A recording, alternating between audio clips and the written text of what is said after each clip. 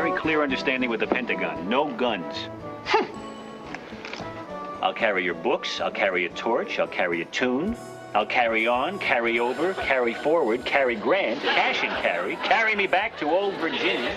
I'll even Harry carry if you show me how, but I will not carry a gun. Right. Alan Alda's relatable portrayal of Army Captain Hawkeye Pierce in the iconic CBS series MASH connected viewers to life on the front lines of war. The Emmy and Golden Globe winning actor has worked in all genres. He starred in dramatic movies like The Aviator, tackled the politically charged role as a senator on The West Wing, and taken comedic turns in Tower Heist. Alda also hosted PBS's Scientific American Frontiers for 13 years. He now teaches acting techniques to scientists and entrepreneurs to help them connect better with their audiences. And Alda hosts the podcast Clear and Vivid.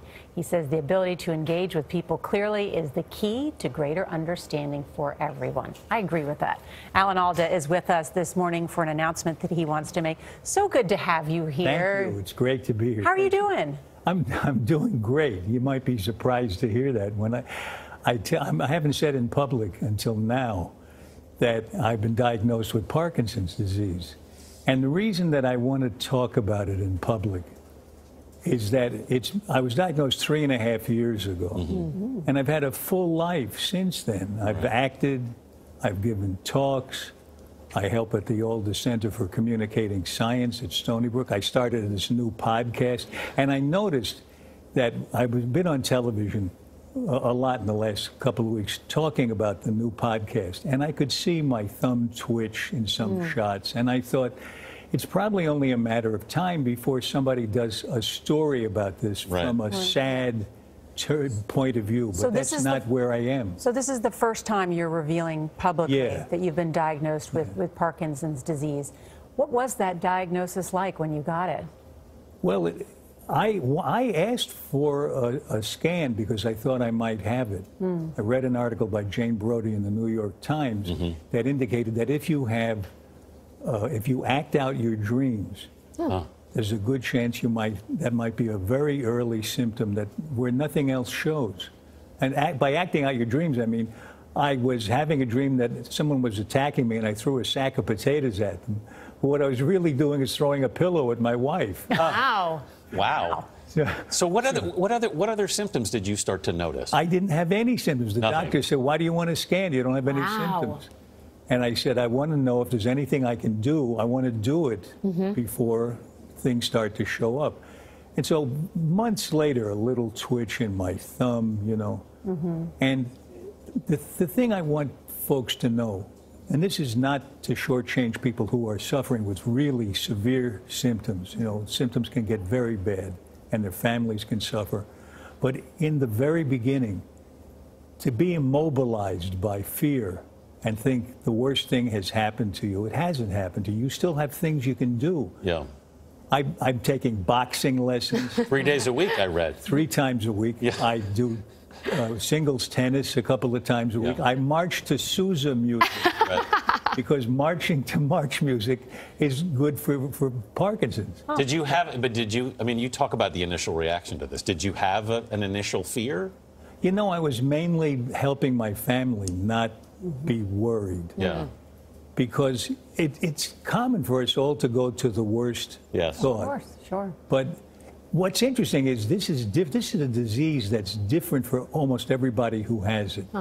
There are some common symptoms, but mostly everybody's different, and each day is different from the next. One day you wake up, you think, oh, it's over, it's gone. The next day it's back a little worse.